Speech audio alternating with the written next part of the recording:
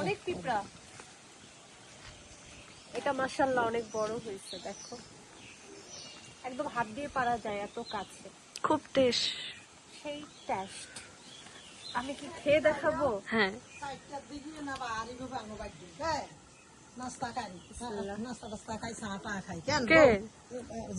না না, সকালে সকালে। আচ্ছা। বাতাস কি ঠান্ডা বাতাস,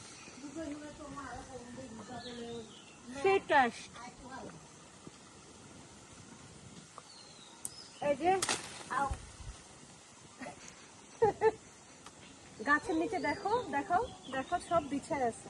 ও যে দেখো এখানে গুনলে কয়েকশো জামরুল হবে, একটাও খাওয়া যাবে না এখন, কারণ গাছ থেকে পড়ে ঠপাস করে ফেটে গেছে।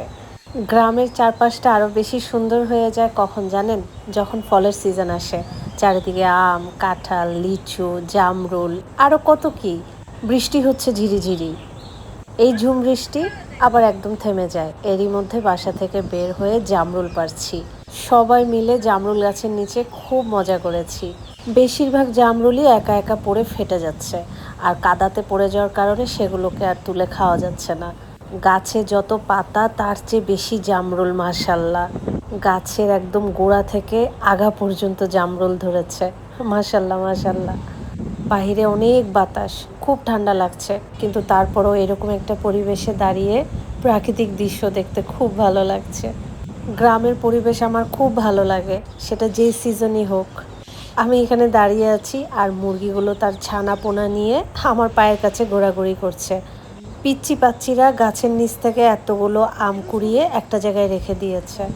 বেশ কিছু জামরুল পাড়া সম্ভব হয়েছে ফাটা ছাড়া। এগুলো সব বালতিতে নিয়ে নিয়েছি, তারপর ক্লিন করে নিব।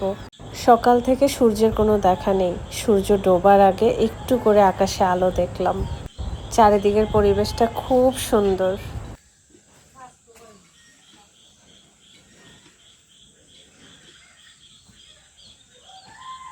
জামরুল পাড়া শেষ, এবার এগুলোকে ভালো করে ক্লিন করে নিব। জামরুল গাছে কিন্তু অনেক লাল পিঁপড়া থাকে, তাই জামরুল পাড়তে কিন্তু খুব সাবধান।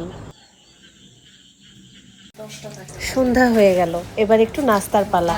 গরম গরম পুরি ভাজা হচ্ছে। গ্রামের এই ভিডিওটা কেমন লাগলো অবশ্যই জানাবেন। দেখা হবে নেক্সট ভিডিওতে। আল্লাহ হাফেজ।